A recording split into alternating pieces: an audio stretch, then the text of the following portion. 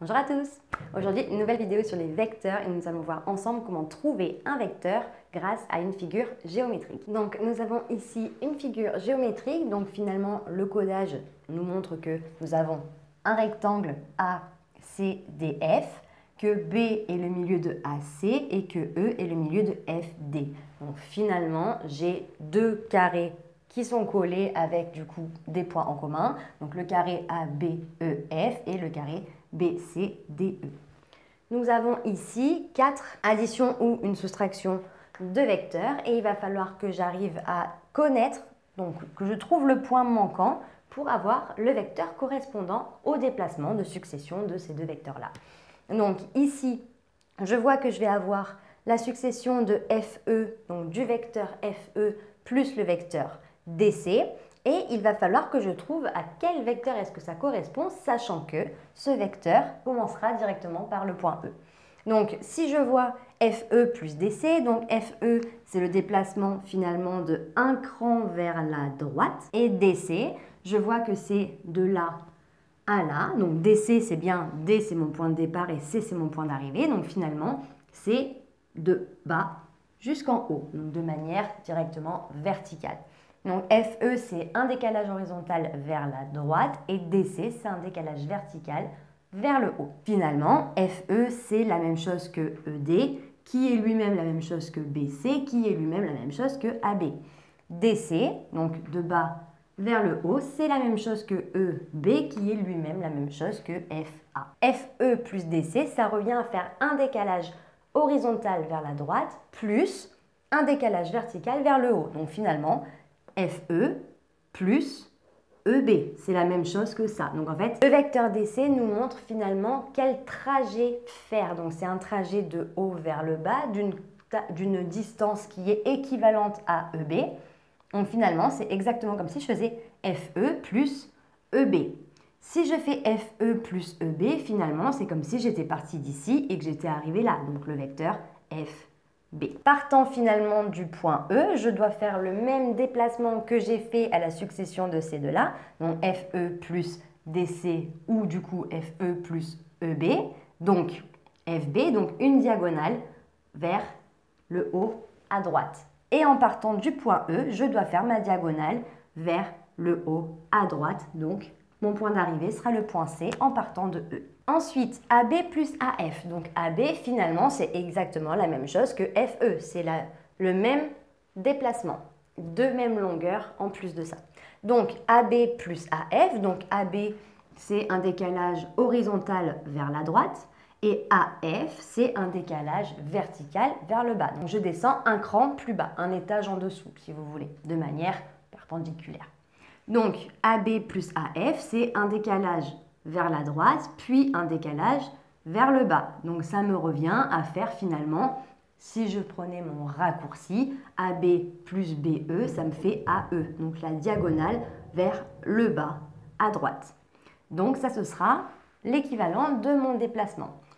Sachant que mon point de départ sur le vecteur souhaité, c'est le point B, puisque je commence par B, quelle est la lettre manquante qui va faire que ce sera équivalente au vecteur finalement AE?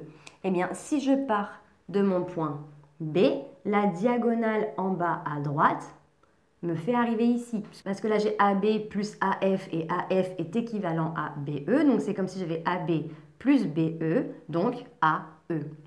Là, c'est comme si je faisais finalement BC plus CD, donc BD. Donc, à la place de faire cette succession de déplacements, que je peux tout de même faire finalement, là, je vois que la succession de ces deux vecteurs revient en raccourci à traverser. Et bien là, je traverse de la même façon pour arriver en diagonale en bas à droite. Donc, le vecteur, alors le point manquant, c'est le point D pour créer le vecteur équivalent à cette succession de vecteurs, mais commençant par le point B. Donc maintenant, un petit peu différent, enfin, même méthode, sauf que cette fois-ci, c'est pas le point de départ que je connais, c'est mon point d'arrivée. Donc je vais rembobiner pour savoir où était mon point de départ pour arriver sur le point D grâce à cette succession de vecteurs-là.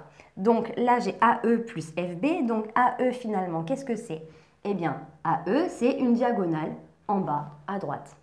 FB, c'est je monte en diagonale vers la droite également. Donc finalement, je vais avoir une succession de je descends en diagonale en bas à droite et je remonte en diagonale en haut à droite. Donc AE plus FB, et FB c'est la même chose que EC, donc je vais faire AE plus EC.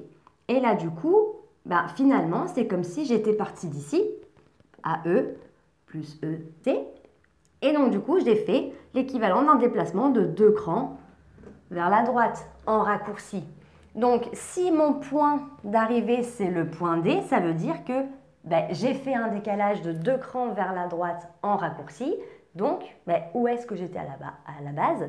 Eh bien, j'étais 2 crans avant. Donc, finalement, j'étais ici. Si je pars du principe que j'ai fait ce déplacement, puis ce déplacement et que je suis arrivée là, c'est comme si finalement je rembobinais, que j'avais fait celui-ci, puis celui-là. Donc, finalement, le fait de faire le raccourci, comme quoi là, mon point de départ, c'était A. Je suis arrivée ici, je suis repartie là, donc finalement, mon vecteur AC, AC a un égal qui est FD. Donc finalement, vu que c'est celui-là que je cherche, pas forcément FD, mais je cherchais le vecteur qui finissait par D, finalement, il n'y a que FD qui correspond à ce déplacement. Maintenant, avec une soustraction, j'ai FB moins ED qui est égal à E quelque chose. Donc, je cherche le fameux manquant. Donc, FB moins ED, finalement, FB, c'est celui-ci, hop, et ED, c'est celui-là. Donc, moins ED, finalement, c'est le trajet opposé. Donc, si, par exemple, je prends un exemple classique, par exemple, Toulon-Marseille, du coup, le déplacement opposé, ce sera tout simplement, c'est le retour. Si vous, votre aller, vous faites Toulon-Marseille et que du coup, vous faites votre retour, vous allez faire Marseille-Toulon. Donc, le vecteur opposé, donc ce sera du coup le trajet dans l'autre sens. Et bien du coup, ED, ça va être du coup tout simplement celui-ci. Moins ED, ce sera celui-là. Donc, je peux transformer moins ED en le vecteur DE. FB plus DE, ça revient à faire FB plus DE, et DE, c'est un décalage horizontal vers la gauche. Donc finalement, ça revient à faire la même chose que FB plus BA. Si je fais FB plus BA, mon point de départ, c'était F, mon point d'arrivée, c'était A. Donc j'ai mis en place le vecteur FA. Quel est le vecteur correspondant à FA qui commence par E? Finalement, monter comme ça, en partant de E, ça revient à faire EB. Donc finalement, FA est la même chose que EB. Donc, la lettre manquante, c'est le point B qui me permettra du coup d'avoir cette succession de déplacements, mais en partant du point E. Donc si je pars du point E, j'applique FB. FB, c'est un décalage en diagonale en haut vers la droite. Hop, donc si j'applique pareil en partant de E, j'arrive ici. Si là j'ai moins ED, donc finalement plus DE, du coup je pars de lui, je pars du point C, j'applique le même déplacement, j'arrive ici. Donc finalement, en partant de E, mon point de départ c'est E, mon point d'arrivée c'est B, donc du coup le vecteur EB est le vecteur correspondant à la somme de ces deux vecteurs-là dans cette figure géométrique. Donc voilà, j'espère que cette courte vidéo t'a plu et t'a permis de mieux comprendre comment trouver un vecteur dans une figure géométrique. Si tu as la moindre question, n'hésite pas à me la noter en commentaire, je me ferai un plaisir de t'y répondre. Pour nous rejoindre, si ce n'est pas déjà fait sur YouTube, il te suffit d'activer la petite cloche, et sur Internet et les différents réseaux sociaux. Nous sommes sur Facebook, Instagram et sur Snapchat. On te met tout en barre d'infos pour que tu ne rates aucune information. Et d'ici une très prochaine vidéo, je te dis à très bientôt. Salut!